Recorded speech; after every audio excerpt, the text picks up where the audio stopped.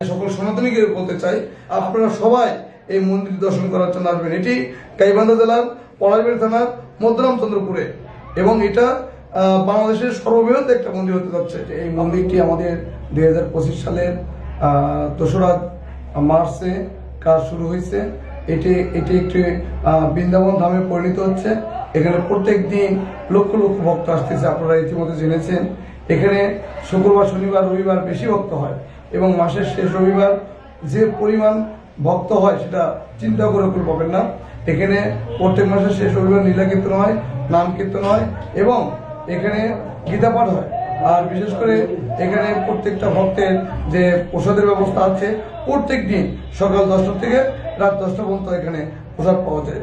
আর কেউ যদি থাকতে চান যে আমি অনেক দূর থেকে আসছি, সেই ভক্তের জন্য রাত্রি যাপনের সুব্যবস্থা আছে।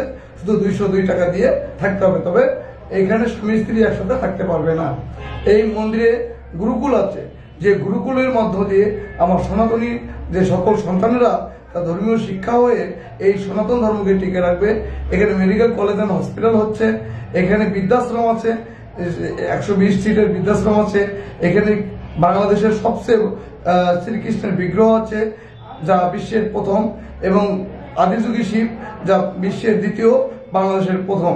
এখানে 140টা মন্দির হচ্ছে এবং প্রত্যেকটা মন্দির সত্যযুগের আদলে তৈরি করা। আরেকটা বিশেষ অনুরোধ, আপনারা যেখান থেকে আসবেন এই মন্দিরে শ্রী শ্রী রাধা গোবিন্দ কালী মন্দিরে আসবেন, এখানে দর্শন করবেন, মানুষ শান্তি খুঁজে পাবে এবং স্বর্গের ঠিকানা খুঁজে পাবে। এই মন্দিরটি আমাদের বিশ্বাসের এবং হিন্দুদের অস্তিত্বের একটা মন্দির। কুমিল্লা জেলার বাসীকে বলতে চাই, সকল সনাতনীকে বলতে চাই, আপনারা অবশ্যই এই মন্দিরে আসবেন। কুমিল্লার মানুষ ধর্মপ্রাণ, আমি সকল সনাতনীদের কাছে আমি বলতে চাই, আপনারা সবাই এই মন্দির দর্শন করার জন্য আসবেন। এটি গাইবান্ধা জেলার পলাশবাড়ী থানার মধ্যরামচন্দ্রপুরে এবং এটা বাংলাদেশের সর্ববৃহৎ একটা মন্দির হতে যাচ্ছে। আপনারা সবাই আশীর্বাদ করবেন এবং দলে দলে এই মন্দির দর্শন করতে আসবেন। জয় শ্রীকৃষ্ণ।